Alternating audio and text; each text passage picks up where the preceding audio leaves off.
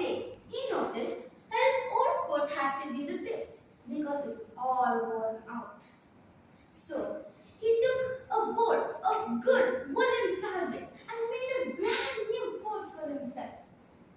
It was a soft tweed with flecks of gold and green on it, which is brown in color.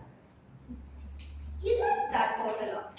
So he wore it and wore it and wore it until it was all worn out. When he looked at the old worn out coat, he saw that he had enough to make a jacket. He could wear his jacket more than he wore the coat. So he wore it and wore it and wore it and wore it until it was all worn out. When he looked at the old worn out jacket, he saw that he had enough to make a fine vest.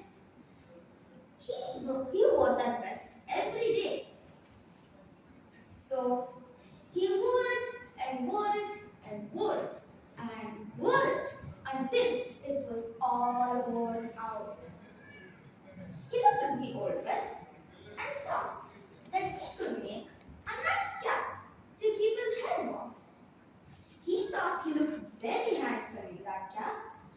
So he wore it and wore it and wore it and wore it until it was all worn out. He looked at the old worn out cap and saw that he had just enough to make a nice bow tie. He never had a bow tie before, but when he wore the tie, he thought he looked very handsome in it.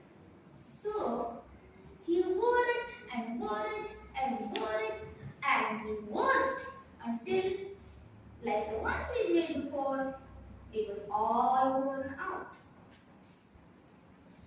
He looked at the old worn out bow tie and saw that he had enough to make a nice cloth button. He sewed this button to his trousers to hold his suspenders. So then he wore it and wore it and wore it and wore it until it was all worn out. He was about to throw the old worn out button, but before throwing it out, he held it in his hand and turned it over. What could he possibly make out of a little worn out button? Then he saw